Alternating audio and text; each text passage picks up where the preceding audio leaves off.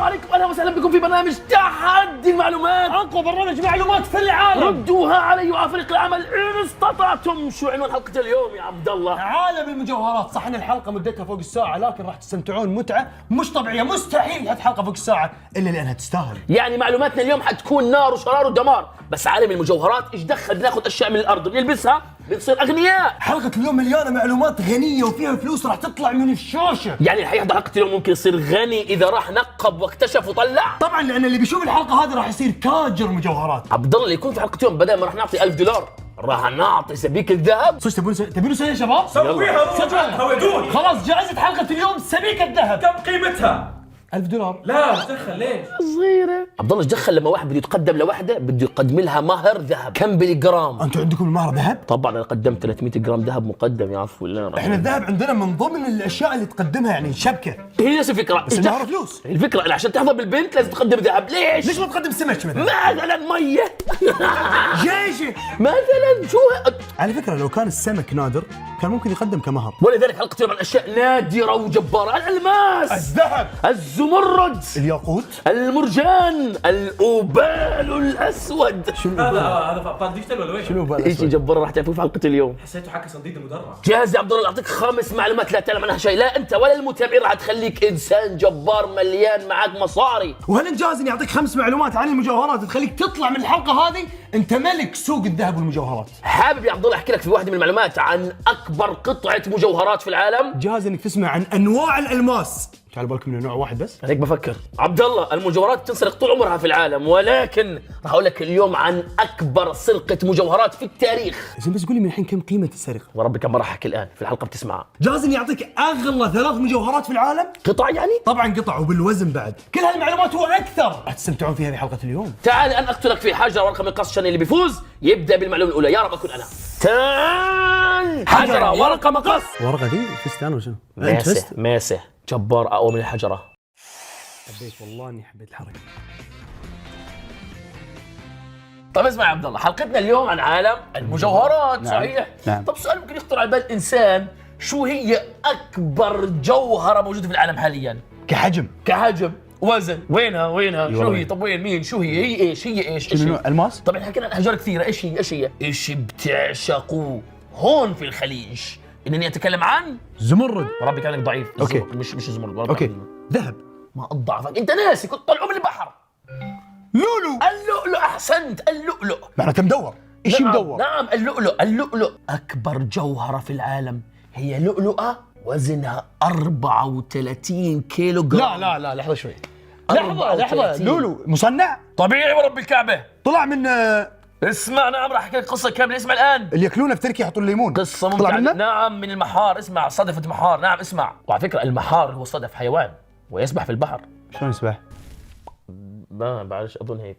اسمع يا عبد الله القصه الغريبه العجيبه يا عبد الله. في سنه 1996 كان في بطوله كاس اوروبا اليوم. كان عمري 4 سنين. كان عمرك 4 سنين، كان عمرك 6 سنين. كانت البطوله مقامه في انجلترا وفازت فيها المانيا على تشيكوسلوفاكيا اللي هي التشيك في المباراه النهائيه. اللولو وين؟ في البلنتي؟ وين اللولو؟ قول. كان في هدف ذهبي. بيرهوف سجل هدفين لالمانيا في هذيك المباراه ورب الكعبه. نتقدم برجر لمنتخب التشيك. رب الكعبه ما عنده اي ربط مع اللؤلؤ. كانها سنه 96 بس. في 96 يا عبد الله كان في صياد فلبيني قاعد بيصيد هيك على سواحل الفلبين، قاعد بيصيد مسكين. صياد فلبيني في الفلبين. في الفلبين قصه الفلبين. لا جاي ياكل اندومي. يصيد. قاعد بيصيد. فجاه اكتشف شيء جبار. صدفه جبار عملاقه ضخمه اكيد جداً. عملاقه. بطنها 34 كيلو. تعرف اللؤلؤ اصلا ايش هو؟ اللؤلؤ هو عباره عن افراز صلب يتشكل على شكل كروي داخل انواع الرخويات اللي منها الاصداف المحار في البحار. فهو لقي صدفه عملاقه ضخمه، فتحها. مسكره كانت بعد. طبعا فتحها لقي جواتها حبه لؤلؤ عملاقه، ولكنها ما كانت كرويه، كانت على شكل شبه مستطيل تقريبا. عليها شوائب اكيد ودنيا. كم طولها؟ 66 سنتي، عملاقه، وزنها 34 كيلو جرام. شو عمل؟ كان يعرف قيمه هذا الشيء الجبار اللي هو صاده. عرفنا اللؤلؤ. ايه. بس شو اخذها؟ حملها واخذها على ظهره على البيت وخباها تحت السرير. اوكي. وحاطها تحت السرير لمده 10 سنين من منطلق انها ستجلب له الحظ السعيد. اي شيء حلو يصير معها في الحياه بسبب اللؤلؤ الحلو العملاق اللي حاطها تحت السرير. وعاش 10 سنين وهي تحت هالسرير. فجاه في يوم من الايام انحرق منزله انحرق كل شيء. لا لا لا لا شو صار في اللؤلؤه؟ ما صار فيها شيء. ولا شيء صار فيها ورب لا الكعبة، والله. وربك ما صار فيها ولا شيء. راح سلمها للحكومه، اخذتها الحكومه الفلبينيه وحطتها في احد المعارض في الفلبين، قدر ثمنها في وقتها 100 مليون دولار. فهو عرف انه في بجيبته 100 مليون دولار تحت السرير. تحت السرير كان حاطها، وهو بفكر انها ستجلب له الحظ السعيد، وهو مش عارف انه هي الحظ السعيد الموجود تحت السرير ورب الكعبه. الحظ السعيد تحت السرير، تحت والحظ السرير. التعيس فوق السرير. اللي هو يعني لا زوجته. اه انتوا تقولون، انتوا المتزوجين كلها تقولون ليتنا ما تزوجنا قفص غير ذهبي. صحيح، ما طلعش من تمي، اوكي ما طلعش من تمي هذا الكلام، صح عمره ما طلع من تمي. طبعا. المهم قدر ثمنها ب 100 مليون دولار. اوكي. طبعا هي صارت للحكومه الفلبينيه غير صحيح ورب الكعبه، الى يومك هذا هو لم يوقع على تسليمها للحكومه، فما زالت ملكيته. طبعا الحكومه نفسها تاخذها منه. زين ما فهمت، عيش بيع خلص. بدوش مبسوط مكيف، لا خذ بالك جباره. هي وين الان؟ هي ملكيته، ولكن في عام 2017 هذه اللؤلؤه سافرت على امريكا، من منطلق قال الامريكان بدهم يعملوا عليها ابحاث ويختبرونها. ودراسات نعم. واختبارات. نعم. ما رجعت لليوم. حراميه. لا ما بقدرش اقول لك سرقوها، راحت امريكا. امريكا سرقوا بلدان يا محمد، جات على لؤلؤه. تويست خطير في تويست الحلقة. حلقه سياسه. اقلب عطني حلقه تويست سياسه. خطير عطني في حلقه الحلقة. سياسه. تونا ما طلعنا من ازمه فلسطين بايقينها. تستهبل يا محمد. قال على لولو باقوها طبعا. من المسكين راحت عليه ما باعش يعني. طبعا في البيري قاعد هذا وانا شلت. خليك تحت السرير حطها الحمار. الان هي في امريكا وما رجعت لصاحبها، وما بنعرف شو مصيرها بصراحه. من من 2017. 2017 نعم. اكبر جوهره في العالم، لؤلؤه بوزن 34 كيلوغرام، وجدت في الفلبين، وجدها صياد فلبيني. معلومتك روعه. فيها اكثر من شيء انا حبيته. اولا ورب الكعبه ما جاء في بالي ان في حبه لولو وزنها 34. واحد سجل عندك.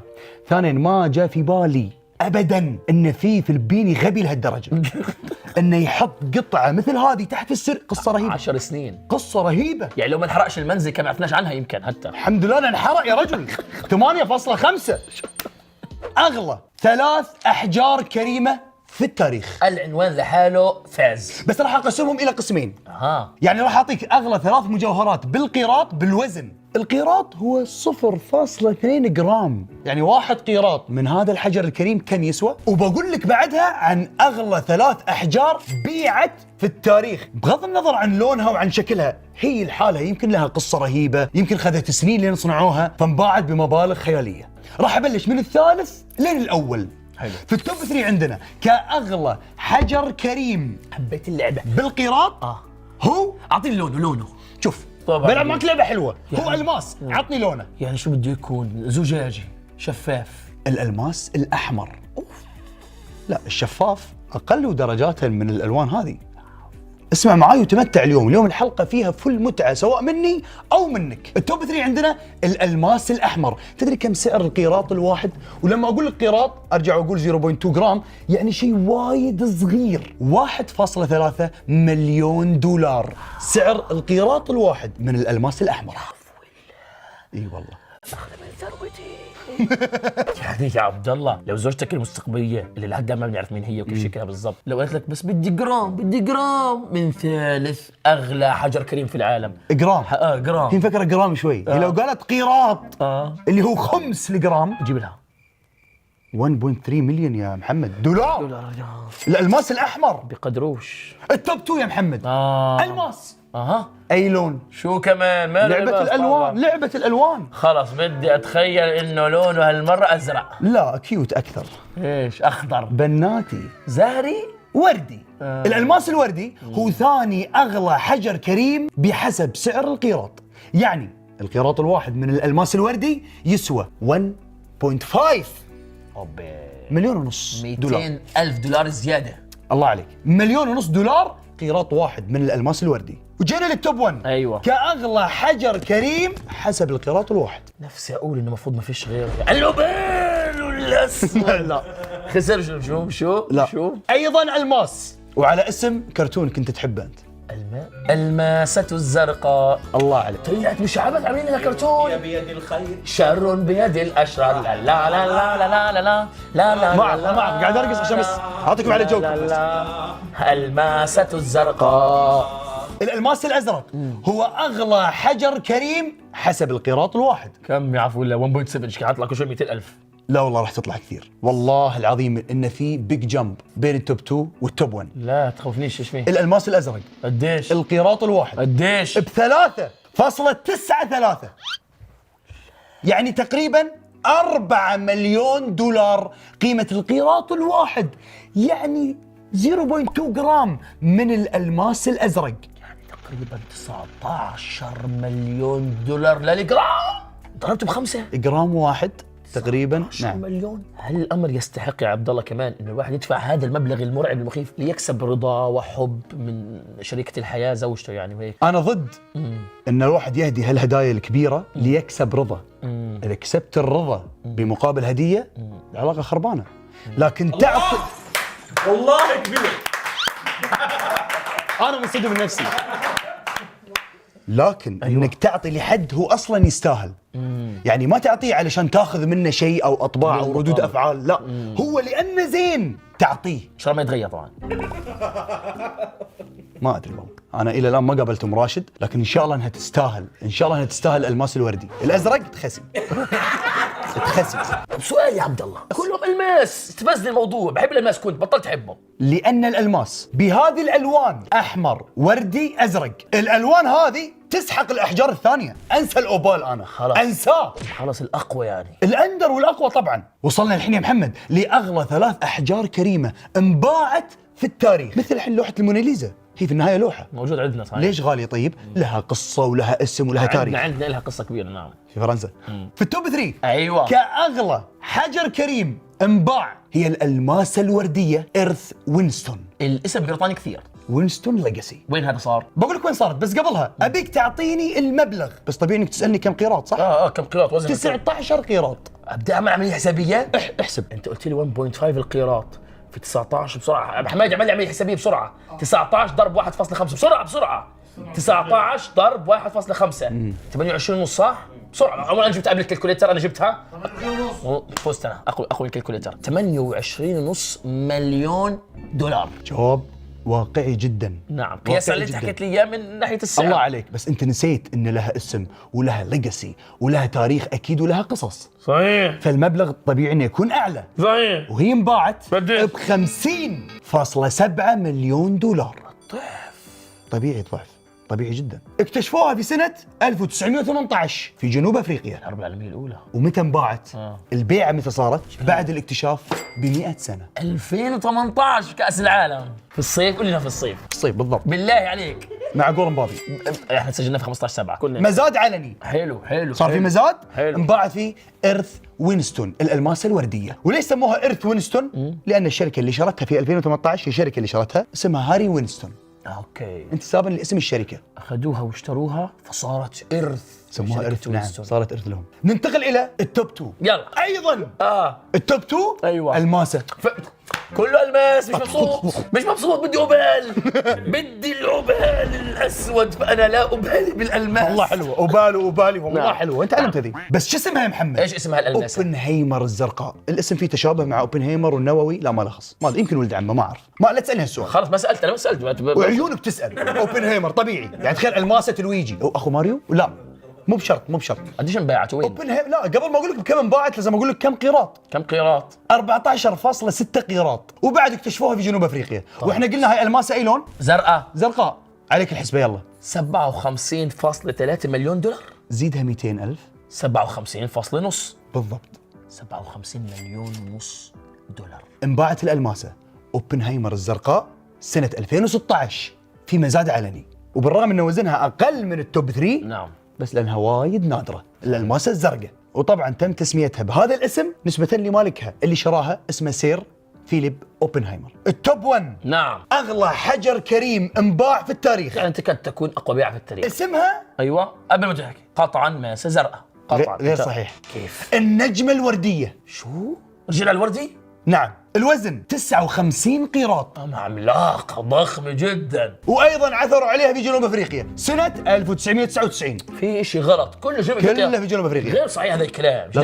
لازم نروح هناك. نظمت واحدة من اضعف نسخ كأس العالم. فنزويلا وكذا. وبطل كأس العالم بس سجل 8 اهداف. مش مبسوط. بس مؤخرا لهم موقف كثير خرافي في محكمة العدل الدولية اللي مع فلسطين. في لاهاي. نعم بصراحة وقفوا وقفة. خلاص انا راضي عنهم. كم انا راضي عنهم. قبل ما اقول لك قيمتها يا محمد، تدري ان في شركه تمت 20 شهر وهي تقطع وتفصل في هالالماسه. 20 شهر شغل. 20 شهر شغل. كم قيمتها؟ كم؟ 72 مليون دولار. والله 15 مليون دولار اغلى من اللي قبلها. واللي شراها شركه صينيه فازوا سنه 2017، شركه مختصه في مجال المجوهرات. بس شايف هذه الوحيده يا عبد الله استغربت منها، لانه بحسبه بسيطه من انت علمتني اياه بسعر القيراط مع الماس الوردي المفروض سعرها يكون 88 صح. مليون دولار. صح بالضبط، مو باي الماسه ورديه مثل اي الماسه ورديه. هذه ممكن فيها شوائب شوي، ممكن انت او المتابعين الحين يقولون توقعنا نسمع ارقام فوق ال 100 مليون، اغلى حجر انباع. لحظه شوي، في وايد احجار طبعا اسعارها فوق ال 100 مليون بس ما انباعت، موجوده عند اصحابها، أيوة. ما رضوا يبيعونها. انت لو تفكر فيها، انا معطيك حجر انباع في 2018، يعني قبل 2018 ما كنت اقدر اذكر هذا الحجر في المعلومه لانه ما انباع. يعني بعض الاحجار لقوها في 1918 انباعت في 2018 بعد 100 سنه. ممكن مع السنين الجايه طبعا نسمع عن ارقام مخيفه في بيع المجوهرات والاحجار الكريمه. في الماسه اسمها الماسه كولينن، اسم السياره. الله عليك. نعم. وهذه موجوده على الصولجان الملكي البريطاني. نعم. صولجان اللي عصاي يمسك هذا نعم الفخر. صحيح صحيح. تضحك لان انا ما اعرف ايش معناته الصولجان صح؟ تخيل ان وزنها 530 قيراط، تعرف شنو 530 قيراط كقطعه واحده؟ هذه بكم ممكن تنباع؟ اصلا 530 قيراط انها تكون موجوده في قطعه واحده شيء نادر. تدري كم يقال سعرها؟ كم؟ 400 مليون دولار. ازيدك من الشعر بيت؟ هذه القطعه هذه اللي تسوى 400 مليون دولار هي قطعه من بين 9 قطع. شلون 9 قطع؟ كانوا كل هالقطع كانوا كلهم في الماسه واحده كبيره، بس طبعا ما تقدر تستخدمها اي استخدام، فاضطروا انهم يكسرونها ويشكلونها طبعا، فصار لها ارقام 1 2 3 4 الى 9 اللي موجوده على الصولجان رقم 1. هذه القطعة الصغيرة هذه على الصولجان أغلى من ملعب كرة قدم شامخ مبني بأحدث طراز عالمي. وعندك ماسه الكوهنور موجوده وين؟ وين هاي كمان؟ على تاج الملكه البريطانيه. ماتت يا أخوي مواليد 21 انت اللي موتها، نسيت معلومتك. الملكة إليزابيث يا عبد الله اللي بسم الله ما شاء الله عمرها الآن 96 عام، هي مولد 26 واحنا في 2022 96 عام وما زالت عايشة. الله الموتر كلنا ما بعرف. هني موجوده هني 105 قيراط. هلا مين اخذها بعموتها؟ انت عارف انه الملكة إليزابيث انا وياها مواليد 21 4؟ الفرق بينك وبينها ما عندك الماس. اوكي. خل اختم لك المعلومه اللي ان شاء الله انها تسوى فوق 8.5 بالراحه. أكيد. بقيمه تاج ملكه بريطانيا. قديش؟ انا قلت لك في شيء نادر فيه وفي مجوهرات باقيه طبعا. قديش سعره؟ كم قيمته؟ قديش؟ تقدر قيمته ما بين 4 إلى 7 مليار دولار، في أكثر من 2800 ماسة وعشرات من الأحجار الكريمة. كل هدول على راسها يعني لابسيتهم. نعم بس ماتت واحد ما بياخذش معي شيء ورب الكعب من الدنيا ولا شيء، ولا شيء، بينزل عريان. ما في أي شيء أي شيء. ولا شيء. بينزل عريان ما بفيده الا عمله الصالح. اي والله. بسم الله الرحمن وانت قاعد وفلوسك موجوده في البنك، على بالك الكفن فيه مخبر؟ ما في، الرحيم. رب الكعب ما في. ما في مخبر، ما في. قيم صحيح. قيم فكني خلاص والله دخلت عميق دينوطين قلبنا. معلومتك مليانه مصاري كثير، مصاري كثير، مصاري كثير، تصنيفات فيها احجار كريمه. مرعب مرعب معلومتك يا اخوي، سلم علي. 8.9. شكرا. تحلمش بالتسعه كامله، 8.9 تحلمش. يعني ما شاء الله والله اقوى مخرج في شيء في شيء في يدك؟ اقوى مخرج في العالم ما في. لا اكيد الماس، انا ما شفت. الماس. هلا قلت لك- ابوي لونين، في لونين. ايدك لو سمحت، هاي أشوف. الماس. انزين، تمام؟ أوكي. هذه الالماس البيضة، تمام، هاي الماسة 1.3 كارتس او 1.3 1.3 قيراط. شوف الحجم، شوف لما نحكي 1.3 يعني تقريبا 0.3 جرام، 0.4 جرام، ولا انا غلطان؟ تقريبا اقل 1. انا ما ادري مبينه في الكاميرا هي ولا لا. شوف يعني 2 فاصلة يا دوب شوي جرام. فيها شوائب عز. تمام. هاي مش كلير على الاخر. تمام. صراحه مشكله. ايوه. لا هو الالماس بتضيع فعلا. انت الان يا عبد الله لو ضيعتها حتضيع حوالي 20,000 ريال. لا والله. والله العظيم. قسم بالله. والله العظيم قيمتها هاي 20,000 ريال تقريبا. تمام. بالدولار كم يعني تقريبا؟ هذه حوالي 6000 دولار. عندك هذه الماسه بالنيه. هاي الماسه بالنيه. اي والله. تمام. ايش فيني العميت؟ الالماس البني اضعف من الابيض. في اليوم الطبيعي الابيض احلى لون. صح. في اليوم الطبيعي. ايه. بس في الايام الغير طبيعيه بيطلع لك ازرق ووردي واحمر. ايه طبعا نوادر. فالبني اضعف من الابيض. ايه. كلون. تمام. بس هذه برضه بتسوى 20,000 ريال لانه هاي اكبر. هاي تقريبا 1.5 قيراط. قيراط. والله يعز انك لعبت بالامثله الحيه وقويت معلومتي. نفسي اعضها، نفسي اعضها والله. نفسي أعضها. اقصى حجر من اقصى طب روح اذا اعضها عادي اذا. بس يعني اللي حيشتريها ما حيحب يعرف انه انعضت في تم انسان. والله اللي حيشتريها ما حيحب انها انلحست. حيعرفها ترى. لحست من الغافري تستهبل. اكتب حبيبي. في الشهاده لا، انها منحوسه.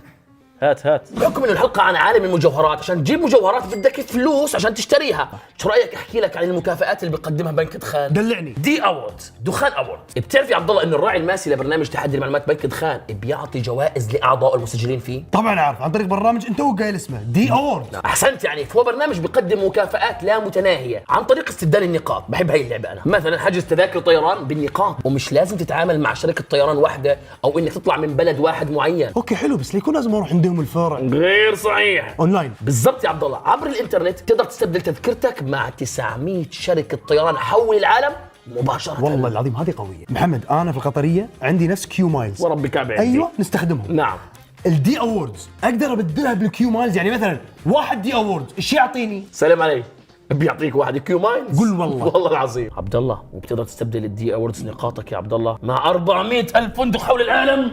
يا 400 ولا 400,000 400,000 والمايك اللي لحقك 400,000 فندق حول العالم و150,000 شركة تأجير سيارات. والله تو ماتش دلع دي اووردز. نقاط مكافآت بنك دخان تقدر تحولها الى قسائم الكترونيه وتستخدمها مع محلات تجاريه عالميه او محليه او مع نجوم اريدو او مع نقاط شكرا. افتحوا حساب في بنك دخان علشان تحملون التطبيق، وبعد ما تحملون التطبيق سهوله التحكم في نقاطك. الدي اووردز تحولهم بالاشياء اللي احنا قلناها.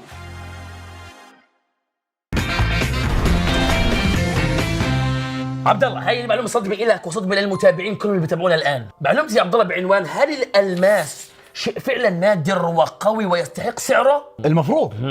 ولا انه اشي ضعيف جدا وجسمه صغير وكتفه منكمشه، ولكن الاعلانات اثرت على قيمته فرفعته. على كل انا ما بعرف، ولكن المعلومه ستجيبك وتجيب الجميع. بداية يا عبد الله، الالماس اصلا كيف صارت له قيمه؟ المفروض انه نادر. في نهايه القرن ال19 يعني 1800 وإشي، في جنوب افريقيا بدوا يكتشفوا الماس كبير خارج عن الطبيعه غير بيعرفوه، اوزانه شويه عاليه، يعني صاروا يلاقوا الماس 20 قيراط، 25 قيراط، 30 قيراط، صاروا يلاقوا كثير من هاي الاحجام. المشكله يا عبد الله مع اكتشاف هاي الالماسات التي تعتبر كبيره الحجم الى حد ما، هذا نزل سعر الالماس. فلما نزل سعر الالماس بعض المناجم سكرت، ما عاد الامر مفيد ابدا. لهالدرجه؟ هون يا عبد الله كان في واحد بريطاني خبيث بيعشق المصاري اسمه سيسل رودز. اوكي. شو عمل رودز يا عبد الله؟ اشترى كل مناجم الالماس الموجوده في جنوب افريقيا. اكيد. ودمج كل هاي المناجم تحت اسم شركه واحده اسمها دي بيرز. هون دخل الخبث البريطاني، بدا يقلل انتاج الالماس ويقلل بيعه عشان يزيد الطلب عليه ويصير نادر طبعا. وشو عمل كمان؟ صار يفتح له افرع حول العالم مع انتاج قليل. وشو عمل كمان هذا البريطاني الخبيث يا عبد الله؟ ابدع في علم التسويق. جاب محمد عدنان عبد الله الغافري، اعطاهم رواتب، اعلانات، اعملوا اعلانات، بس اعملوا اعلانات. وصار يربط الالماس بالخطوبه والزواج. والله انه نجح. بالضبط، بدك تتزوج، بدك تخطب، بدك تقدم، قدم خاتم الماس. يا الله، والثقافه هذه وصلت لنا احنا. الفرق بينه وبينهم يا عبد الله انه احنا مثلا عندنا الذهب، عندنا الشبكه، عندنا المهر، عندنا مقدم، عندنا مؤخر. هم الخاتم بس لازم يكون. بس رسخ الفكره هذه في مخهم. يعني البريطاني هو اللي دخل الفكره هذه في مخوخ الناس. طغى. انه مع الزواج خاتم الماس. طغى لدرجه انه طلع سلوغان اسمه A girl's best friend، يعني صديق النساء وصديق البنات هو ايش؟ الالماس. فصار وكانه فرض شرعا، بدك تتقدم للزواج، بدك تخطب، قدم خاتم الماس. كل هاي الالعاب يا عبد الله يعملها البريطاني، شو سوت؟ رفعت قيمه الالماس، مع انه قلت لك انا وجوده كان متوفر، ما كان نادر ذاك الندره يعني. لانه قلت لك ذات المعلومه، صاروا في جنوب افريقيا يلاقوا احجار كبيره من الالماس. لكن عند خطه البريطاني خلته شيء نادر. ولكن يا عبد الله، على الرغم من طغيان هذا البريطاني وما فعله، انا الان جاي اطعنه واقول لك كيف انقلبت الدنيا عليه. قبل عبد الله قرابه 20 سنه، اوكي 2004 2003، صار هناك ثوره في عالم الاحجار الكريمه. الالماس ظهر بشكل جديد.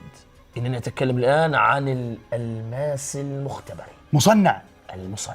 ممكن عبد الله يخطر على بالك او تسمع الاسم انه الماس فيك، تقليد مش طبعاً. حقيقي. غير صحيح. مصنع في مختبر. غير صحيح. الماس حقيقي. الماس 100%، بل ممكن يكون اصفى واحسن من الالماس الحقيقي. يعني ممكن يا عبد الله تلاقي الماس جودتها عاليه جدا بسعر اقل بكثير من الماس الطبيعيه. يعني ممكن يا عبد الله مثلا اجيب لك الماستين ثنتين، اوكي، وتشوفهم انت تقول لي هي احلى، هاي بدي أحلى. هاي بدي هاي. إيه. اقول لك يلا استلم، هذه الماس هذه ارخص، وهذه مصنعه في المختبر. بالمختبر وارخص من ذيك، واجمل كحولي. يعني هل الالماس اللي في المختبر هو اساسا الماس طبيعي؟ لا طبعا. سلم علي بلا. شنو مبلى؟ نعم. لا نعم، هو اساسه من الالماس الطبيعي. كيف؟ بياخذوا في الاساس الماسه طبيعيه ماخوذه من باطن الارض، اوكي، وبياخذوا منها شريحه صغيره وبحطوها في جهاز وبيعرضوها لعملية ضغط شديد مع حرارة عالية جدا وكأنها موجودة وين؟ باطن في الأرض. باطن الأرض. يعني يصنع لها الظروف التي تجعلها تتكيف وكأنها لا، ويمكن يمشونها بالزمن بعد، يعني ممكن يحطونها تحت ضغط معين بطريقه وكانها مر عليها سنين وبنين تحت الارض، أحسنت، تبدأ تكبر وتنمو وكأنه صار لها مليارات السنين في باطن الأرض. وهي بس كم من اسبوع في المختبر. أسابيع بسيطة جدا. شيء حلو بس مو بحلو في نفس الوقت، يعني حلو انه طلعوا حل ومو بحلو انه النوادر غير، لما شعور ان هذه القطعه مليارات السنين تحت الارض نعم. بعد غير. ما هو بيلعب في السعر، لأنه تقريبا سعر المختبرية الألماس المختبرية من 15% وأقواها يصل إلى 30% من سعر الألماس الطبيعية. الطبيعية. الله. الطبيعية. بس هذه المختبرية تعتبر ألماس لأنه مأخوذ أساسها من شريحة من الألماس الطبيعي اللي في الأرض، فلا يعتبر فيك ولا يعتبر تقليد، هو ألماس. طب سؤال، هل سوق بيع الألماس تأثر بالألماس المختبري؟ نهض وازداد، لأنه في النهاية 20% الآن 20% من سوق الألماس في العالم 20% من ألماس مختبري، فبالتالي ازدهر سوق بيع الألماس، وصار يا عبد الله اللي مش قادر يشتري الألماس الطبيعي أظن الآن صار بالإمكان إنه يشتري الألماس المختبري. نعم. زين، عندي سؤال. شنو اقوى الماسه مختبريه؟ يعني وايد غاليه. اسمع، هي الماس يا عبد الله 38 قيراط، اخذ انتاجها في المختبر 10 شهور، قيمتها يا عبد الله 700,000 دولار. اوه، يعني لو كانت طبيعيه بتكون بالملايين. نفسها طبيعيه وحطها جنب بعض بالملايين الملايين. فالالماس المختبر يا عبد الله الان والله العظيم مخرج عظيم. هذه الألماسة طبيعية في باطن الأرض مليارات السنين عشان تنبني، يا عفو الله، والألماسة هذه ألماسة مختبرية. يا عفو الله. هذه الألماسة لو تركز هي أصفى وأجمل من هذه الطبيعية. كلير تمام؟ كلير. هذه سعرها 20% من هاي. يا عفو الله. لا والله، الله العظيم. شفافه اكثر. والتنتين ألماس، ما تحكي لي فيك وأصلي، التنتين ألماس ورب الكعبة. يا فعلا هي اجمل، هي اجمل والله. قيم يا عبد الله. لا صدمتني محمد، لا وعز صراحه بعد حل المعلومه اكثر، انك تجيب لي مثال حي للمختبر وللحقيقي، لا كذي يطغى تحدي المعلومات، كذي انا افتخر في البرنامج اكثر، وخذ 8.6 يا محمد. موافق جدا موافق، بس انا مبسوط ليش؟ ما عمري شفت تفصيل للالماس كما تفصل اليوم. قسما بالله يا محمد اني انا ما كنت اعلم ان المختبري حقيقي. هذه جديده ترى. حقيقي. مختبري احنا عندنا كوبي. لا هو الماس حقيقي اصلا. فزت. تقييم المعلومه كان منصف برايي.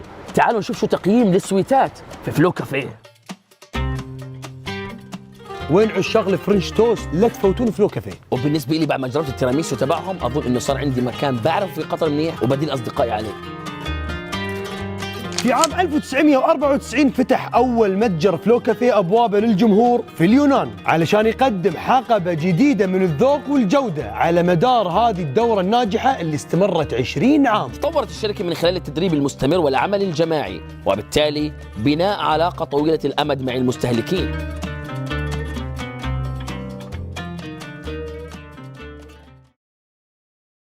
تعال يا محمد، في هالمعلومة أشرح لك عن مواصفات الألماس وشنو اللي يخلي قطعة الألماس هذه أغلى من هذه القطعة. حلو. يعني كمثال الذهب، شنو اللي يخلي هالذهب أغلى من هذا؟ هذا عندي أنا. لا خلاص، اوعى تطلع الذهب.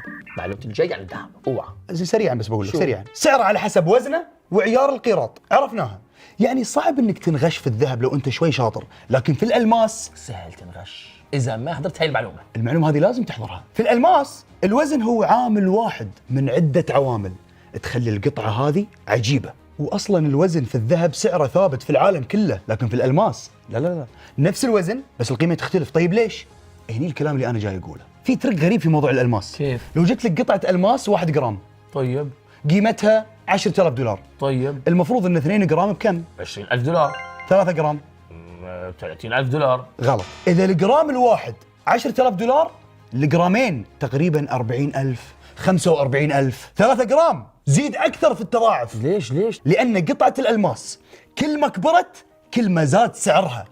صارت اندر من القطع الاصغر. ايوه، غير موضوع الذهب. فهمتك. في الذهب كل ما ضاعفت الوزن بيتضاعف السعر، في الالماس كل ما ضاعفت الوزن يتدبل يتربع يتسد، وايد في دبل. فهمتك ورب الكعبة. الالماس يا محمد يقيم على 4 سيز. شو يعني؟ 4 سيز. شو يعني؟ سي كلمات تبدا بحرف السي. فهمتك.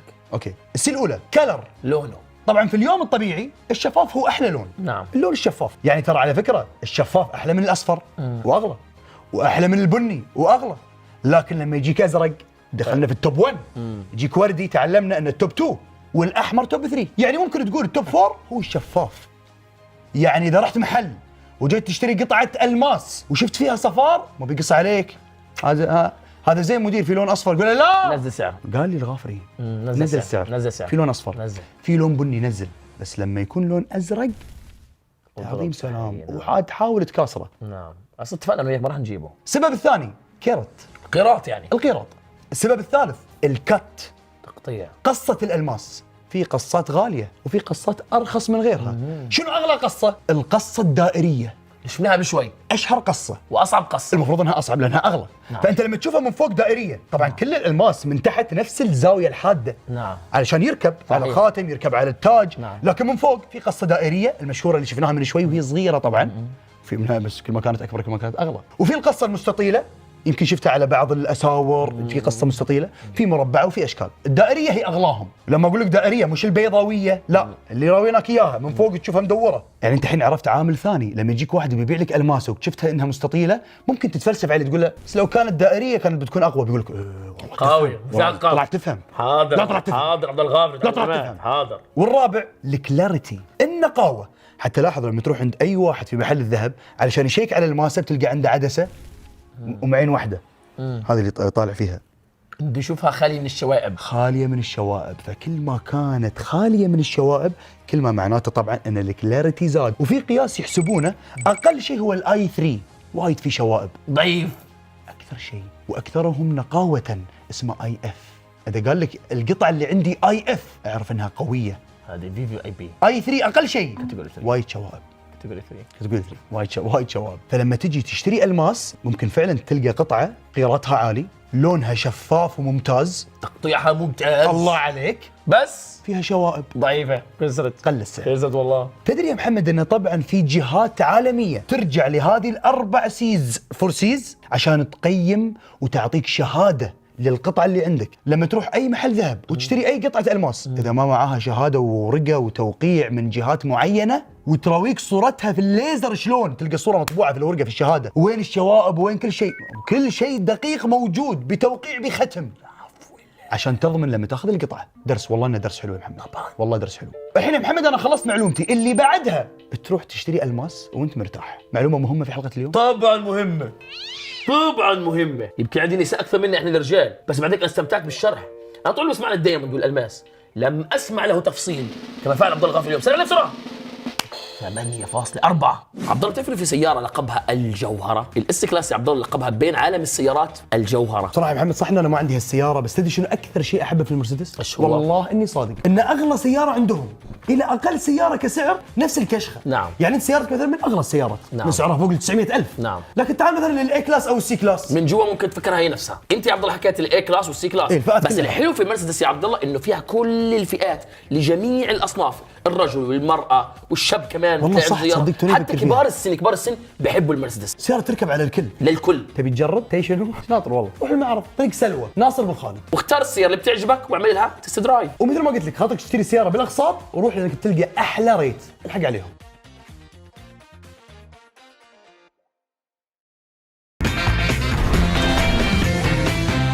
يا عبد الله هحكي لك الآن إيش هي أشهر أنواع الأحجار الكريمة وكيف تتشكل الأحجار الكريمة وشو أسباب اختلاف ألوانها. كلام حيطلع من تمي بعد شوي مخيف جدا.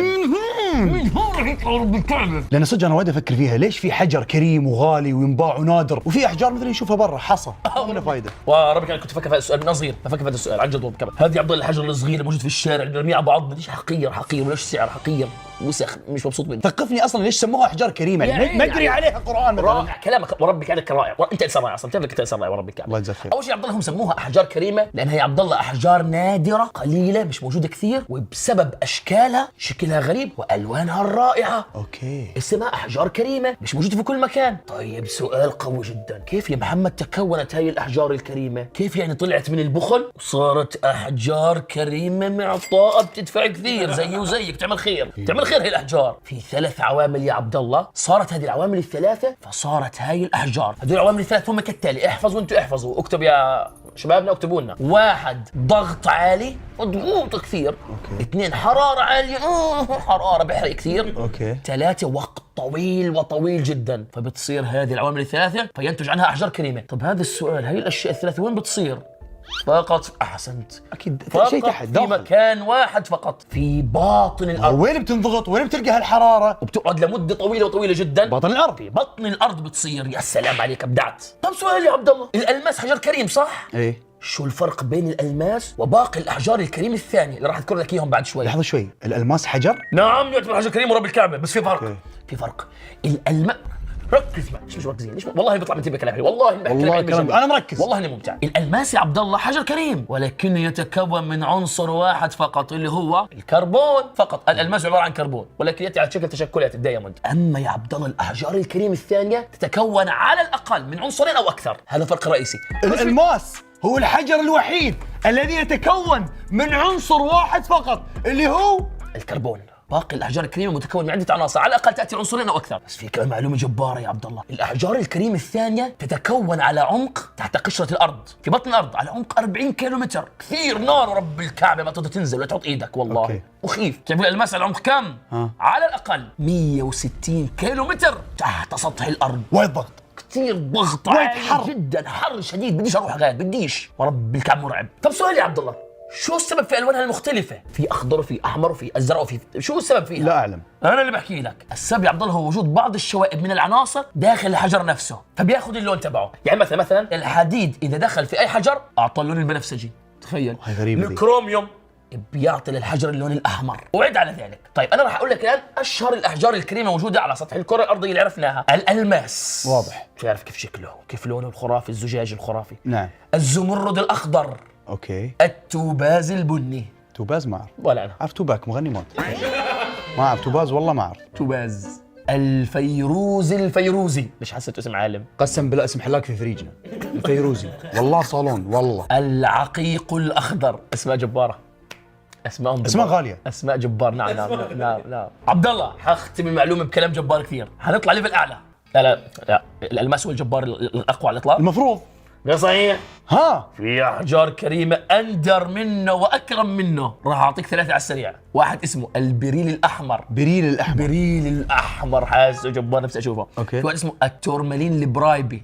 تسالش اسئله صعبه، ما بعرفش. واضح ان البرايبي كلمه يعني جايه ما اعرف من وين. تسالش اسئله والله صعبة. ما اعرف من وين. انا باحثي منيح بس تسالش اكثر. باربي. برايبي. البرايبي. في واحد ثالث عندك اسمه كثير خرافي، الاوبال الاسود. الاوبال الاسود غالي يعني غالي هاي. كثير غالي وقليل موجود في الدنيا، نفسي اشوفه. اسمه والله نعمل اسمه، والله نعمل أوبال. اسمه.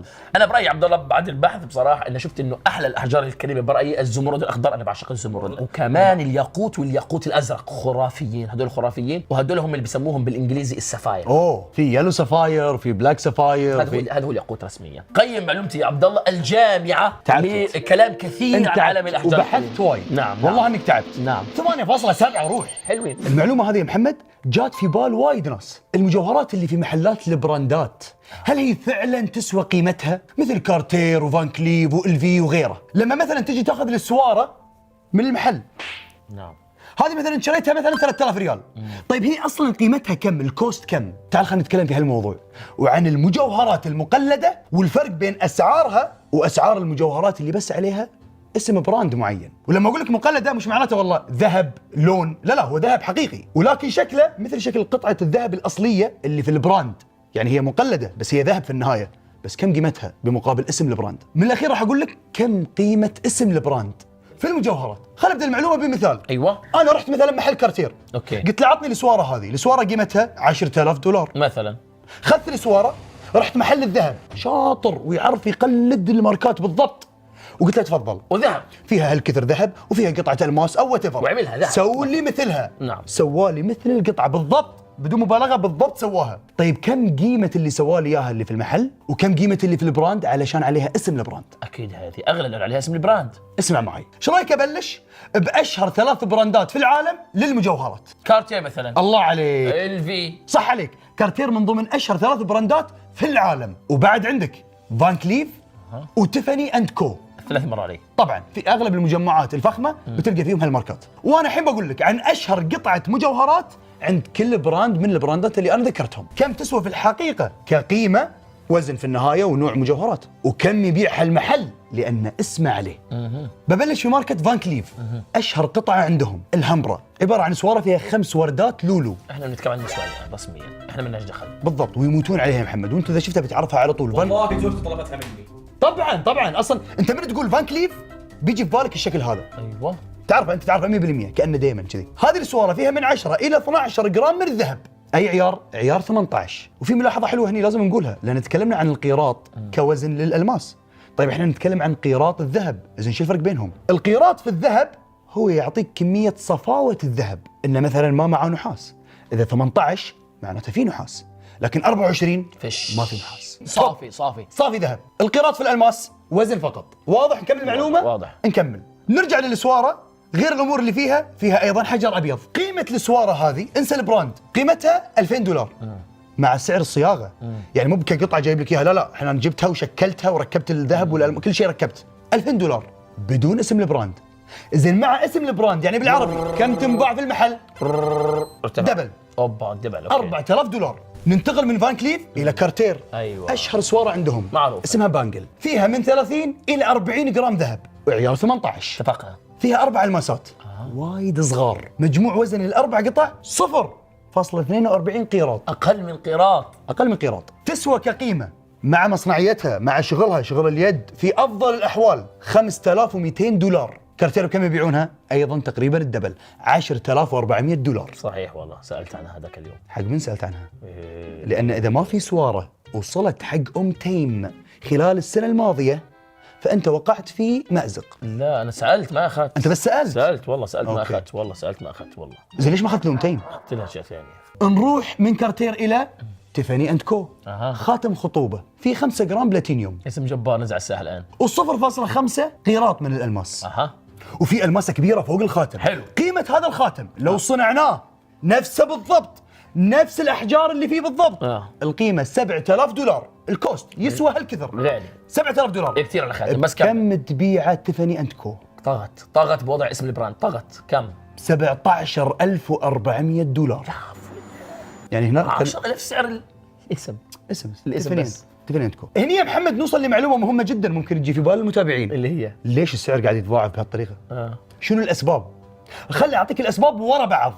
ليش اسم البراند بيلعب دور في السعر؟ يلعب دور كبير في السعر، عشان ما حد يستسخف ويقول ايش السخافه هذه تزيد هالمبلغ عشان اسم براند. نعم في اسباب لهذا الشيء. من اهم الاسباب برستيج الماركه والارث، ارث الماركه، عشان تظهر للناس شلون هي مختصه في مجال المجوهرات. واغلب هذه الماركات الكبيره لها خبره اكثر من 100 سنه في هذا المجال. وفي نفس الوقت اصلا الماركه تقول لك انا لبس مني الملك الفلاني، انا لبست مني الاميره الفلانيه، المشهور كريستيانو لبس مني، ليبرون جيمس خذ مني، محمد عدنان شرى مني خاتم. حصل. اذكر هذا الكلام. السبب الثاني التكاليف المترتبه. كيف الماركه يعني؟ في النهايه لو تلاحظ عطني اسم ماركه كبيره دخلت محلهم عادي المحل ديكور سخيف ولا موجوده في شارع سخيف. لا. دائما الماركات الكبيره في اشهر الشوارع في العالم، يعني خذ لك اجار مجنون طبعا، وديكورات مجنونه، حصل. وعليهم تكاليف مرعبه. حتى الموظفين نفسهم، لاحظ الموظفين اللي يشتغلون مو باي واحد، الشكل يهم، صح، لبسه واناقته تهم، صحيح، كلامه واسلوبه يهم. يعني ما اعتقد راح يشغلون محمد عدنان في كارتير. اسلوبك حلو بس مزعج. شو الكلام؟ انا ما اتخيلك تقدر تبيع خاتم كارتير في المحل. يلا تفضل بيع علي. لبخ جدا انا. اغريني بالخاتم. مرحبا، السلام عليكم اخوي، شلونك؟ حياك الله. طيب الله يعافيك. حياك الله يسعدك. عفوا الخاتم هاي كم قيمته؟ اولا انت متمكن جدا من قيمته قياسه على شكلك متمكن، وشكلك الله سبحانه وتعالى انت مقتدر ماديا. الله يخليك. وبعدين هذا لا يرتدي الا المميزين جدا. تسلم. انت عرفني اخوي، عرفتني، فبالتالي اظن انه بيناسب جدا لانه يكون تقتنيه، وحنكون سعيدين جدا بان نعطيك اياه. اخوي ما جاوبتني. تفضل. نعم. كم سعره؟ $17,000. $17,000 طبعا. ما يستاهل. ان اردت ان تكون متميز فعليك باقتنائه طبعا. عطني بشتريه. اقرن اسمك باسم. خلاص اقنعتني. بس في شيء تلقاه عند اغلب الموظفين انت ما عندك اياه. ايش هو؟ تلقاهم يعرفون اكثر من لغه ولغتين وثلاث، بالذات في المدن الكبيره. طبعا لما انا اكون شغال في لندن لازم اكون متوقع انه ممكن يدخل علي شخص يتكلم لغه الدتش جايني من هولندا، فاني تكون عندي لغات بعد. فالمهم ان الماركه عليها مصاريف كثيره، هذا السبب رئيسي ثاني. السبب الثالث ايوه التسويق والدعايه. أيوة. انا اذا جيت ابي ابيع خاتم ابي اكلم محمد عدنان، ايوه ابي يجي يسوي لي اعلان، صحيح. ما هو الحيوان صار ياخذ فوق $20,000 على الاعلان، فلازم ادفع له. اعطيك دليل مرعب ان الشركات الضخمه تدفع مبالغ مرعبه على التسويق. ايوه ان شاء الله شركائي يتعلمون من هالشيء. تعال اسمع كارتير وفان كليف كمثال، هم اوريدي معروفين. في حد ما يعرف كارتير؟ يعرفون كارتير صح؟ نعم. ليش يدفعون للتسويق؟ ومو باي دفع، في السنه الواحده ايوه بادجت كارتير او فان كليف $100 مليون تسويق اعلانات. شو محمد عدنان $20,000؟ تعال يبا وين الغافري معاه باكج يقولون ببلاش، يبا يبا. فيدفعون $100 مليون على اسامي مرعبه كاعلانات، او على شوارع مرعبه ومشهوره يحطون صورها، او كاعلانات الفيديو، او حتى اليوم احنا شفنا مجالات السوشيال ميديا، منصه اكس وانستغرام وسناب شات وفيسبوك، كلها يبي لها اعلانات بصيغ مختلفه بمهارات مختلفه. اظن الموضوع يا عبد الله التنافسيه مع الشركات الاخرى حتى ابقى في الساحه قوي واقف على رجلي، صحيح. وما يتعداني حدا، بدي اصرف. وانت شايف المنافسات الكبيره مثلا حتى برا مجال حتى برا مجال المجوهرات، كولا وبيبسي مثلا. نعم. ففي منافسه خطيره مرعبه تصير في مجال التسويق، فهذا كله دفع يدفعونهم. السبب الرابع ليش البراند قيمته عاليه، طبعا الحصريات والنسخ المحدوده. انا لما اقول لك خاتم كارتير المعروف لو نزل في كل فرع 100 قطعه، في كل فرع 100 قطعه، ما عاد نادر، طبعا ما عاد نادر حتى لو كان غالي. نعم. بس هو مو بنادر، الكل يقدر يقتنيه. بس لما ينزلون لك حصريات ليميتد اديشن شوي وقف تصنيعه. وهالقصه بعد احنا نشوفها في الساعات. لو كانت ساعه رولكس اللي في يدك يا محمد متوفره في المحل، بذمتك بتحس بقيمتها مثل ما انت حاسس بقيمتها الحين؟ نعم صح. كلنا نعرف ان ساعه البيبسي اللي في يدك لو اروح المحل واترجاهم وابوس يدهم والله ما يطلعوا لي ساعه واحده، صح؟ بيقول لك اشترى 10 ساعات عشان نطلع لك واحده. ليش صارت نادره؟ ليش صارت غاليه؟ ليش؟ لانها قليله في السوق. انتجوا منها القليل. خامس سبب ومن اهم الاسباب طبعا من وجهه نظري الكواليتي. انا لما اقول لك اخذ نفس القطعه واروح اصنعها مثلها بالضبط لكن بدون اسم، لا اصنعها بمكان زين، لكن بعد ما رد الكواليتي يلعب دور. دائما الماركات الكبيره تعطيك تاتشات غريبه في الميلان وفي في كل تفاصيل الخاتم او السواره او العقد او الساعه. ساعه رولكس كم مره قلدوها يا محمد؟ كم مره تكفى؟ اكثر شيء قلد في التاريخ يمكن الساعه اللي في يدك، لكن شنو؟ هذه تبقى هي. والله يجيك واحد خبره ساعات يمسك بدون ما يشوف، بس يمسك موضوع الثقل، بس يلمس يمين يقول لك هذه رولكس، مع ان انا مصنعها في مكان خطير في تايلاند. لكن لا، مثل المصنع الام اللي صار له فوق ال 100 سنه غير، عندهم تقنيات خاصه والات عجيبه غريبه ما حد عنده نفس الاله اللي عندهم، لانها اله غاليه في النهايه. بلس ضيف على ذلك الموظف اللي قاعد، احسن الحرفيين عندهم. شلون اغري اللي يشتغل في رولكس انه يقعد عندي وما يطلع برا ويطلع، ما اقول لك الخلطه، لكن يطلع السر، سر الابداع. بخليه عندي بس كم راتبه تكفى. وبكذي انا ختمت لك عالم البراندات مع المجوهرات يا محمد. قيمني. تعرف عبد الله ايش بذكرني؟ كانك اخذتني في رحله باك للموسم الاول، الحلقه الاخيره الثامنه اللي كانت اول حلقه في هذا الاستوديو، عالم الماركات والبراندات. سبحان الله. انت ما حضرتهاش. قيمني يا محمد. بدي اقيمك على هذه يا سيدي الفاضل 8.1. غلطها صح؟ لا اوه الجاي 6 عيال. لا الجاي 6. معلومتي هاي يا عبد الله ويا متابعينا عن الذهب، وهناك فرق كبير بين الذهب سيد المجوهرات وباقي كل الأحجار الكريمة اللي انذكرت في الحلقة واللي راح تنذكر، وعلى رأسها الألماس انت ذكرته قبل قليل. الذهب يتميز عن الجميع بشيء واحد، وهو انه الذهب هو الوحيد اللي ما نتج على أرضنا، ما جاء من هذا الكوكب، بل جاءنا من الفضاء. ايش؟ جاءنا من الفضاء. نعم والله اني سمعتها. جاءنا من الفضاء بفعل نيازك. شو هذا الكلام اللي بحكيه؟ شو الكلام طلع من تمي؟ كلام خطير جدا يا عبد الله. الذهب من المواد النادرة على أرضنا، على كوكبنا الجميل هذا. الغريب العجيب وين يا عبد الله؟ العلماء لما حللوا الذهب عرفوا ليش الذهب هو سيد المجوهرات، مع العلم انه الألماس مثلا وكثير من المجوهرات أغلى منه، ولكنه هو سيد المجوهرات. ليش؟ ليش؟ أبي سبب. ما إجاش من الأرض، لا يتكون في باطن الأرض، لا يكثر، لا يزيد، كمية معينة جاءتنا وغزت الأرض قبل 4 مليارات سنة، وتجمعت وين؟ في باطن الأرض وبس، لا تتكاثر، لا تزيد. يعني أنا شرحت لك يا عبد الله إنه الأحجار الكريمة إذا تمارست عليها هذه العوامل الثلاث اللي هي الضغط والحرارة، ضغط عالي، حرارة عالية، وقت طويل، بتستوي. الذهب ما بصير. الذهب ما يصير خلاص، هو كمية موجود في باطن الأرض، شو بنتشاطر ونطلع منه نجحنا، ما طلعنا حيضلوا قاعد، بس ما بيزيد هون الفكره. صحيح. طب شو الفكره كيف اجانا يعني كيف يعني اجانا من الفضاء؟ نعم في نظريتين يا عبد الله. النظريه الاولى بتقول لك يا عبد الله الذهب كيف اجى؟ هو نتاج نجوم انفجرت في الفضاء وتحولت لسوبر نوفا وانتشر منها الذهب في الفضاء، منها ما جاء الى الارض قبل 4 مليارات سنه على شكل نيازك وضرب الارض ودخل في جوف الارض، ولذلك بتلاقيه تحت الارض موجود. الذهب يستخرج من تحت الارض. وللحين اكيد في كميات مجنونه جايك صعب تطلعها. جايك على المعلومه، كان خطري اتفلسف في شيء. جايك عليها. اذا النظريه الاولى نجوم انفجرت. اوكي. النظريه الثانيه مش من الفضاء، برضه من الفضاء. ايش دعوه يا بس الفرق نجوم نيوترونيه اصطدمت فيها نجوم اخرى او اجسام فتناثرت فطلع الذهب فانتشر في الفضاء فاجى على كوكبنا ونزل على ارضنا. واضح؟ اوكي. جميل. نظريتين. هذا الاختلاف أوكي. البسيط جدا بين النظريتين، بس بكل الاحوال انه من وين اجانا الذهب؟ من الفضاء. وين استقر؟ في باطن الأرض. المعلومه الجباره الان. شايف يا عبد الله كل الذهب الموجود على سطح الكره الارضيه الان شو قلبت في خليلي؟ ايادي كل النساء، اياديهم بس كل مكان يعني. كل مكان. كل مكان، كل الذهب في كل المحلات واللي بينباع كله. مالي حسيت اني اديت هذا دائما صح؟ طبعا قلت المعلومه دي من قبل. قلت المعلومه من قبل. 1% نعم من الذهب اللي موجود في باطن الارض. بس 1% احنا استخرجنا من بطن الارض. 99% من الذهب موجود في باطن الارض ليومنا هذا. لكن صعب. بس هات طلعوا من تحت. ليش يا عبد الله؟ قول لهم انت ليش وتذكر المعلومه اللي حكيناها. احكي لكم وين حكيناها، هقول لكم وين. كانت في حلقه عجائب الطبيعه في الموسم الاول صح. والمعلومه كانت عندي على فكره. نعم زي ما حكى عبد الله فقط 1% على سطح الارض هو كل الذهب اللي عندنا اياه، و99% وين موجود؟ في بطن الارض. ليش يا عبد الله ما طلعوا؟ اول سؤال راح يجي في بالك ليش ما يطلعون هالذهب ويبيعونه؟ صعب جدا انك تطلعه، وعلشان تطلعه تحتاج الات غاليه جدا، فلما تطلعه تكلفه التطليع اكثر من قيمته. نعم. خله موجود ان شاء الله يطفح. وبتعرف كمان يا عبد الله انه لو طلعنا الذهب اللي في باطن الارض طلعناه كله وذوبناه رسميا سنسير في نهر من الذهب على سطح الكره الارضيه. وأصلاً يقال ممكن يصير رتبتك. واصلا في مصيبه ثانيه، ايش هي؟ اذا طلع كله راحت قيمته. والله لا يصير الذهب ارخص من الحديد. يلا خسر بيكون رسميا. خله صعب. خله صعب.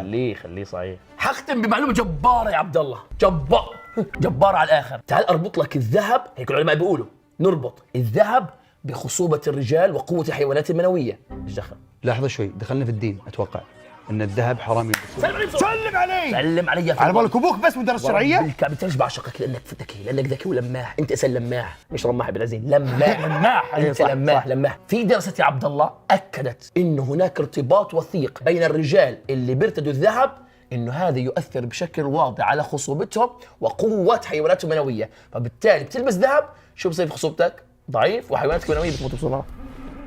ضعيفه مش قوية. وكتفسير علمي بيقول لك انه جزيئات الذهب الدقيقة تؤثر وتخترق الحيوانات المنوية عشان بتموتها. اوه حلو. هيك بيحكوا. سبحان الله يا محمد، سبحان الله. الاسلام لم يحرم عبثا. الاسلام قبل 1400 سنه نعم حرم على الرجل ارتداء الذهب. صحيح. شلون عرف؟ سبحان الله. شلون؟ وين العلماء وقتها؟ وين؟ تعبنا واحنا في كل حلقة نحط الملحد في زاوية ما يعرف. احلف انه رسول. والله انه رسول. احلف انه الله اللي حكى له الكلام. اقسم بالله ان الكلام اللي مكتوب في القرآن الله اللي قايله. الله اللي خلق الكون. لان اذا الرسول اللي قايله انا بعبد الرسول. لا انا بعبد الرسول. انت حكيتها بحلقه الكون. لا انا بعبد. وعلى فكرة اوعوا تفكروا هذه دراسات اسلامية، دراسات اوروبية اجنبية، هم اللي قالوا هذا الكلام مش احنا. مش احنا حكيناها، هم اللي عملوا دراسات، هم اللي حكوها. مش عبث يا اخوان. التحريم ما جاء عبث. قيم لي يا عبد الله هذا التحريم الذهب. اولا نعم. وقبل كل شيء اشهد ان لا اله الا الله واشهد ان محمد رسول الله. دائما وابدا مالك. دائما وابدا. لا واذكر فيها المتابعين. نعم. اللي يطالعون واللي يشكون واللي عارفين الحقيقه لكنهم يدورون على الهوى والوناسه. نكذب على بعض؟ ما هو اونس. اذا بعدت من الدين شوي تتونس اكثر، لكن الدين شو يقول لك؟ وقف، اختبار. تبي الوناسه الصح؟ انطر الجنه. يا اخي انطر في الجنه، بتلبس الذهب وبتشرب الخمر والحيوانات المنويه قويه وكل شيء. كل شيء ممتاز في الجنه باذن الله. تقييمي لهالمعلومه العجيبه نعم. اللي تخلي الكافر يسلم. اوف حولت من الذهب اللي تخلي الكافر يسلم. حلو كمل. 8.5 تفضل. شكرا.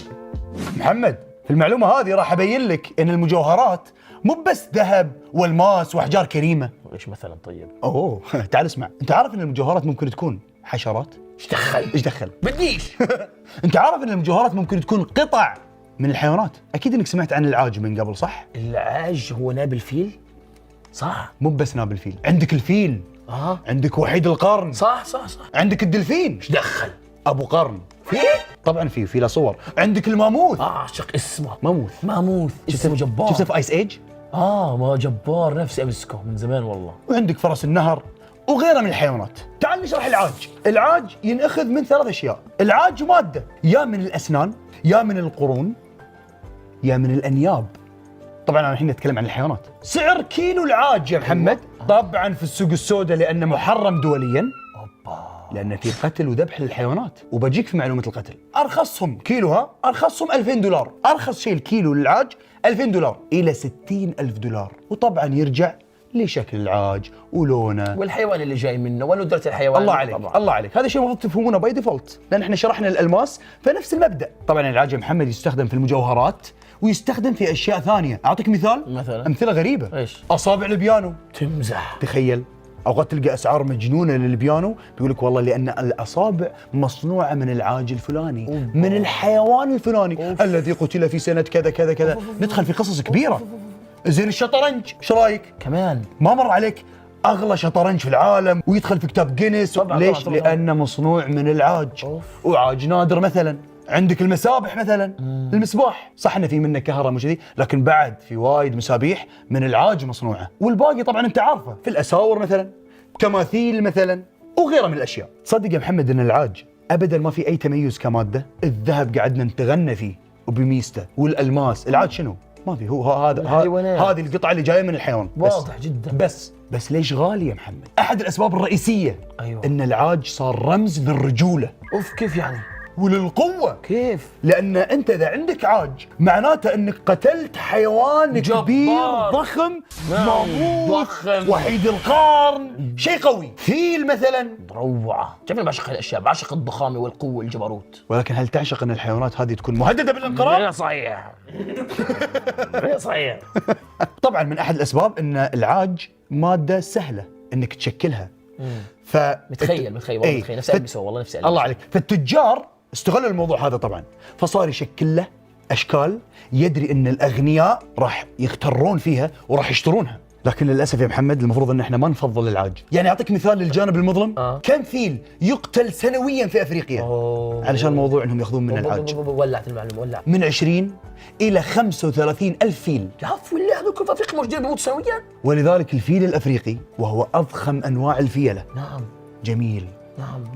ضخم عملاق، شكله مميز، مهدد بالانقراض بسبب موضوع العاج. بديش يا اخي، كرهته وربك. انا بديش اروح ساحل العاج، كره شيء اسمه عاج. انا انسان طيب والله يضحك ما اتوقع. ولذلك يا محمد طبعا ان في منظمات عالميه لحقوق الحيوان تحمي هذه الحيوانات وحرمت بيع العاج. فراحت شو سوت؟ رفعت سعره. صار سعره عالي، محرم. صار في السوق السوداء، صار انا مو فاهم.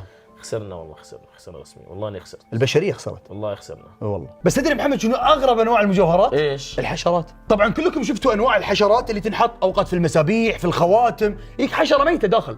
بس الفراعنه وحضاره المايا في المكسيك قاموا يستخدمون الحشرات الحيه، يعني ما يسكرون عليها. الله عليك. بيلبسوه حي. يلبسونه حي، مثلا سلسال كذي وحاط لك خنفسانه كبيره. طبعا في اسباب وراء هذه، واسباب تعتبر خرافه. بعضهم يؤمنون ان هالعقرب او هالخنفسانه تعطيهم الحظ مثلا، تعطيهم القوه مثلا. لا، ويزينون بعض الحشرات. يعني تخيل تجيك الخنفسانه مثلا على ظهرها ذهب، يحطون يزينون الحشرات بالذهب. وبس هذه كانت معلومتي عن المجوهرات الغريبه. ولا تقول انها مش مهمه في حلقه اليوم؟ لا طبعا مهمه. طبعا خرجت عن الملوك، خرجت. وحشرات روعه معلومه نار خرافيه، ضحكتني كثير. ايش الغريب عجيب العاج والحيوانات. حشرات تقييم 6.8 مع الخنفسان اللي في السلسله. بحبش حشرات. زين في الماموث مسكين حينقض 7 نوتك. 6.9 6.8 مالك؟ تتذكر لما اعطيتني على الاهرامات مره وقلت انت لي جمل، انت ما تنسى. ناقه عبد الله، هالمعلومه حاحكي لك فيها عن اشهر عمليه سرقه مجوهرات سجلها التاريخ. شكرا انك جبت لي قصه وسرقه لانه دائما اصلا الواحد بيفكر انه لو مجوهرات تسرق لازم تسرق. نعم في سرقه. لا مش لازم تسرق، بس في سرقات بتصير للاسف. يعني هذه يا عبد الله القصه صارت في بلجيكا، مشهوره بالشوكليت. نعم. واحنا في شيء يربطنا في شوكليت، والله المتابعين للحين ما يعرفونه. استنونا قريبا. على كل حال نرجع يا عبد الله.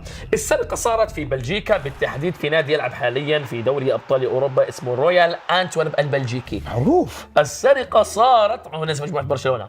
السرقه صارت في انتورب البلجيكيه، بالتحديد في خزنه اسمها خزنه انتورب للالماس. انسرقت متى؟ قبل 21 سنة، مثل هذا الشهر اللي بنصور فيه حاليا، شهر 2 من عام 2003 تمت هذه السرقة. مين كان العقل المدبر للسرقة؟ مين كان البروفيسور؟ شخص إيطالي اسمه ليوناردو نوتار بارتولو، مواليد 1952، أكبر من أبوك بسنتين، أكبر من أبوي ب10 سنين، ولكن أبوي وأبوك محترمين، ما يسرقوا. ما بيسرقوا رب الكعبة، ولكنه هذا سراء، وكان معاه في هذه العملية 4 مساعدين، يعني المجموع 5. سرقوا خزنة أنتورب للألماس، أكبر سرقة مجوهرات في التاريخ قياس على قيمة المجوهرات المسروقة. اسمع القصة. ليوناردو يا عبد الله قعد يخطط لهذه السرقة لمدة 3 سنوات. كيف؟ شو عمل؟ هم أصلاً سرقوا خزنة كبيرة لها بوابة حديدية مدورة، داخلها في 168 خزنة صغيرة يخبأ فيها الألماس والمجوهرات. يعني خزنة داخلها خزنات. خزنات لأشخاص بخزنوا داخلها مجوهراتهم والماسهم. نفس البنك 100%. اوكي. ولكن في برا خزنة كبيرة. شو عمل ليوناردو؟ تكفى شو عمل؟ وليش قعد 3 سنين؟ كان أحد الناس الذين يمتلكوا خزنة صغيرة في الداخل، وقعد يتردد على خزنته لمدة 3 سنوات، بس كل مرة كان يروح فيها كان يكون معاه شنطة في داخلها كاميرا، وهذه الكاميرا يغير زاويتها. 3 سنين شاف كل التفاصيل. شاف كل إشي، جمع كل التفاصيل داخل هذه الخزنة من خلال كاميرته الصغيرة. وفي مرة من المرات خلى الكاميرا عند البوابة عشان يصور المسؤول لما يجي يحط الرقم السري للخزنة. فعرف الرقم السري، عرف كل شيء، خبز كل شيء تماما. عملية ممنهجة مخطط لها بعناية شديدة. 3 سنين. بعد ما خبز كل شيء وصور كل شيء وعرف الرقم السري، جاء ليل من الليالي وجمع شلته العصابة تبعته ال4 اللي معاه، وراحوا واخترقوا كل الأجهزة الأمنية، منها ما عطلوه ومنها ما فصلوه من الشبكة. اوكي. تخطوا كل شيء، وتخطوا أجهزة المراقبة اللي بتستشعر الحركة. ايه. مروا من كل شيء، تخطوا كل شيء، وصلوا الخزنة، حطوا الرقم السري، دخلوا جوا. لما دخلوا جوا جلسوا 5 ساعات. في هدول ال5 ساعات فتحوا 123 خزنة من أصل 168. صحيح. وأخذوا كل ما في داخلها من ألماس ومجوهرات، فلسعوا وهربوا. قيمة المسروقات هذه المعلومة اللي ينطرها. كم سرقوا؟ 100 مليون دولار مسروقة من المجوهرات والألماس، ولاذوا بالفرار بعد 5 ساعات وهم قاعدين جوا طول الليل. شو سووا بعدين؟ حملوا كل إشي وركبوا سيارتهم وراحوا باتجاه إيطاليا، بدهم يرجعوا على بلادهم، على إيطاليا. في الطريق لإيطاليا وبالتالي هم في فرنسا يا عبد الله، واحد منهم أصيب بنوبة هلع وخوف، وإجا الشيطان عليه، هجم عليه الشيطان وقال له هلا إذا ما مزعتوا الأدلة ورميتوها وأتلفتوها والمخططات والأوراق راح تنمسكوا، فالآن تخلصوا منها. فرموا وأتلفوا كل الأدلة اللي معاهم زي كاميرات المراقبة اللي كانوا يراقبوا فيها، من منطلق أتخلص من الدليل. إيه؟ لم يكونوا يعلموا إنه هذا هو الدليل اللي راح ينمسكوا فيه، لدرجة إنه كمان ينمسكوا على نص سندويشة، كانوا راميينها نص سندويشة. رموا الأدلة ومضوا في طريقهم. أحد سكان المنطقة اكتشف الأدلة ووصل لها وعرفوا إن الموضوع مش عبث، هاي الأشياء تواجدت كلها في مكان واحد. ورجعوا طبعا راح خبر الشرطة، اجت الشرطة جمعت الأدلة. أيوة. وحللتها ووجدت البصمات. اي والله. وجدت اي والله. البصمات. غباء. 3 سنين دراسة. غباء والله. في دقيقة يا حمار. خافوا، ارتبكوا دائما. العامل شيء غلط بيكون مرتبك وخايف الناس تمسكه. رمى كل شيء. طبعا وصلوا لهم، اخذوهم، مسكوهم، انسجنوا كلياتهم افراد العصابه والقائد العقل المدبر ليوناردو. انحكم 6 سنين، نفذ 6 سنين، طلع من السجن، مسكوه مره ثانيه، دخلوه على السجن، نفذ محكوميه ثانيه، بس طلع في عام 2017. الان كلهم احرار. طب السؤال وين الالماس؟ لا يوجد. ما فهمت. مش عارفين يسترجعوه وهم بيعرفوا وينه، ما حد بيعرف وين الالماس. ودوه جزيرة يا محمد. ما بعرف. ودوه جزيرة. لم يعترفوا باي شيء. الشرطه فقط استطاعت انها تسترجع كميه قليله من الالماس. أدري. والباقي وين؟ في الجزيرة. ليه كل تشاركوه؟ انا بعرفش ورب الكعبة. في الجزيرة. بعرفش، بس هيهم كلهم الان احرار، كلهم عايشين حياتهم، والالماس لم يعد لاصحابه. قسما بالله اني قلت احس قصة فيلم. بذمتك واقع؟ وربك على قصه واقعية. والله العظيم لو تفتش يمكن بيسوونها فيلم او مسلسل. يمكن قصة رهيبة والله. هذه اكبر جريمه سرقه مجوهرات في التاريخ. بدأ. بعرفش وينها. لا يلا. فيها طيب يلا. فيها. قديش؟ لا يعني اكيد فوق ال5.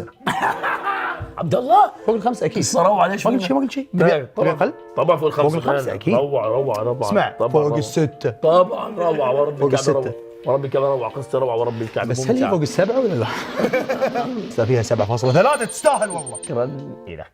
اكيد يا محمد في حلقه اليوم طالما هي عن المجوهرات ما راح نتكلم عن اكثر الدول في العالم تستهلك وتشتري في الذهب. النساء ما في دوله النساء. هم السبب. النساء اللي في الدول. نعم أوكي. بطلبوا كثير، بيحبوا كثير، بيكلفوا كثير، بيتعبوا كثير. تكلمنا من قبل عن حجم سوق السيارات، حجم سوق الماركات المقلدة، وفي مرة تكلمنا عن حجم سوق التبغ. هالمرة أنا جايب لك حجم سوق المجوهرات في العالم، والله معلومة مهمة. المفروض انه مرعب. قبل ما أقول لك الرقم، شنو يعني حجم السوق؟ يمكن ما شرحناه من قبل، شنو يعني حجم السوق؟ باختصار، كم دفعوا المستهلكين في هذا المجال؟ لو افترضنا ان أنا والمخرج عز صرنا نبيع بقدونس. وربك عم الشاري باكلوش. حلو، أنت ما تدخل في هذا السوق. الكعبة ما باكله ابدا. أنا أوكي، أنت ما تدخل في هذا السوق. نعم ما بدخله. حجم السوق يتمثل بإيش؟ كم بعنا بقدونس في هذه السنة؟ صح واضحة من قلب، صح؟ صحيح. طيب حلو كثير. حلو كثير. كم قيمة المجوهرات اللي تم بيعها في سنة 2022؟ كأس العالم في كأس العالم، الله عليك. نعم الله الله عليك. عندنا هون في قطر بطولة نظيفة نزيهة تماما، مع اني خسرت في النهائي تبعها ولكني بعترف بالهزيمة. كم؟ احنا نحب في حلقاتنا ان نعظم المليار بصراحة. المليار هو 1000 مليون. يعني لو قلنا 100 مليار رقم كبير. يعني معقول. 200 مليار، مرعب الرقم. 353 مليار دولار سنة 2022 بس.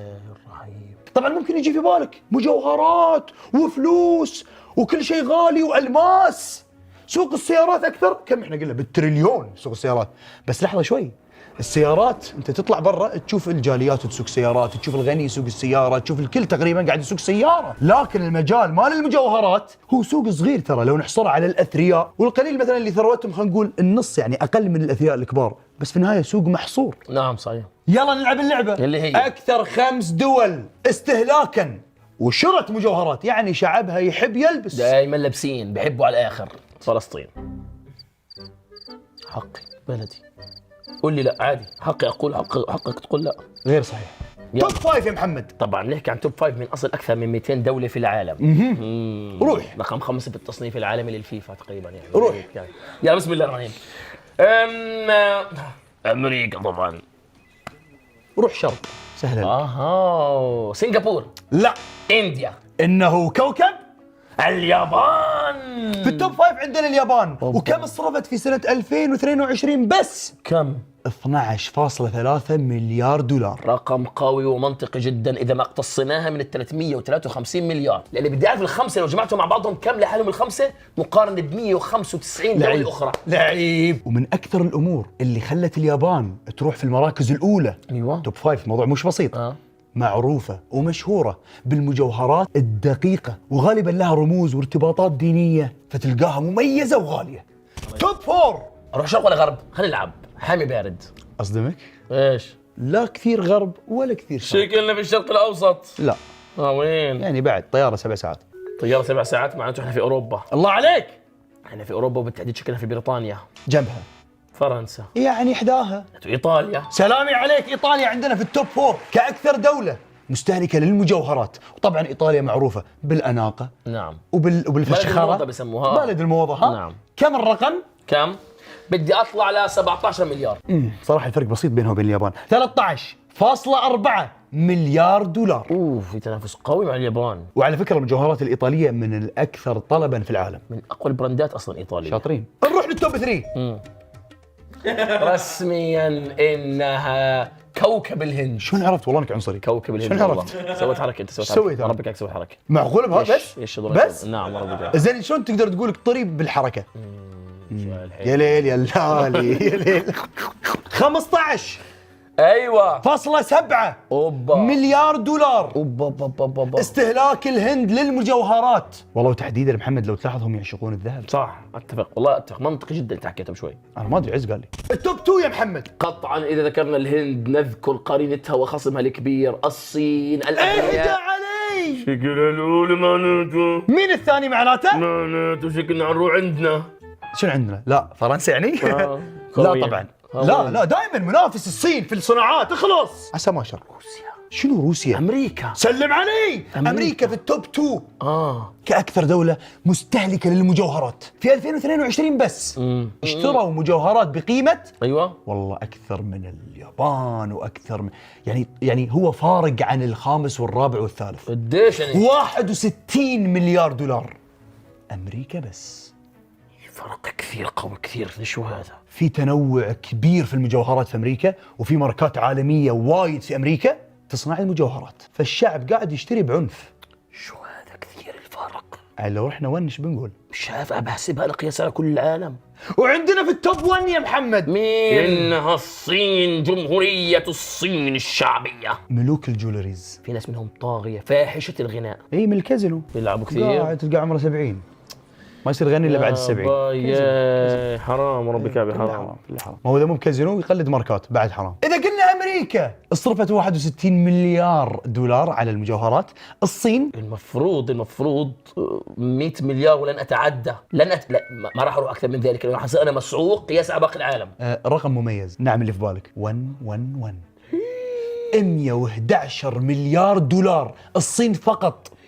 يعني شنو؟ لحظه شوي، كأننا لو جمعنا اللي قبل كلهم. طبعا من احد الاسباب القويه ان عدد الصين كشعب عدد مخيف. طيب تقولي لحظه شوي الهند، بس الصين فيها اثرياء اكثر. نعم صحيح. يعني هالدول الخمسه اشترت مجوهرات في سنه 2022 بمجموع 213 مليار من ال 353 مليار. هذه المعلومة اللي كنت أبحث عنها ووجدتها الآن. شيء مخيف مرعب. 5 دول. أنا بصراحة توقعت أسمع إن الخليج دول غنية، فتوقعت إنها بتكون بينهم أو شيء.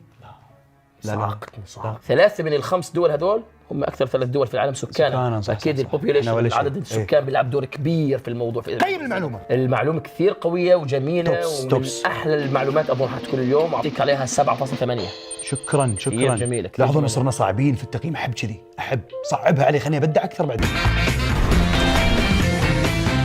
وصلنا إلى ختام حلقة عالم المجوهرات والأحجار الكريمة، وإن شاء الله أنكم استفدتوا. أنا في البداية لما قلنا هنعمل حلقة عن عالم المجوهرات قلت معقول تكون الحلقة جميلة وهل تلمس قلوب الناس؟ بصراحة بعد ما أديناها اليوم أنا أعلم يقينها حتكون واحدة من الحلقات الخالدة المشهودة في برنامج تحدي عجيبة وداشة في حياتنا، يعني حتى كبزنس أو كاقتناء شخصي لك. فعلا المجوهرات من الاشياء الجميله اللي ممكن تقتنيها. ترى يزيد سعرها مثلا مع الوقت، بس حلو انك تشوف الحلقه هذه قبل عشان تعرف الفرق بين الالماس الزين والشين. شاركنا بهاشتاج تحدي المعلومات على منصه اكس وقول لنا رايك في الحلقه. من اللي فاز اليوم؟ ما في مقارنه. اللي فاز اليوم محمد فاز في المجوهرات. معك الصين. مع انك بتحبها يا عبد الله اكثر مني، بحس مهتم فيها اكثر مني. بس لا بس ما قوة السرد محمد. انت فلسطيني. احنا نغش منكم في المدرسه صعب. ان شاء الله تكونوا استمتعتوا معنا في الحلقه. اذا حبيتوها انشروها بين اصحابكم. ليش انا متوقع ان هذه الحلقه ستحصل على مشاهدات كبيره من النساء طبعا. على كل حال نراكم على خير جميعا. سلام. بس اظن نجمه الكرتون كانت بنت. كنا نستحي. ورجيني الالماس. ورجيني شنو البنت؟ لا اصبر. الكرتون ما راح اقول. انا ما راح اقول بس والله يا عبد الله بتعرف المعلومه عن الويجي، بس هيك اسمح لي. اصبعي ما عمري رضي انه يختار شخصيه غيره في ماريو. تعرف انا مع من صح؟ والله من سنه 2000 ما غيرته، اقسم بالله من سنه 2000. انا يمكن من 2004 ما غيرت واريو. يا ليل يا لالي يا ليل يا لا اتحول محمد. لسه ما خلصت؟ شو معلومه طويله يا عزيز. معلومه طويله يا عزيز.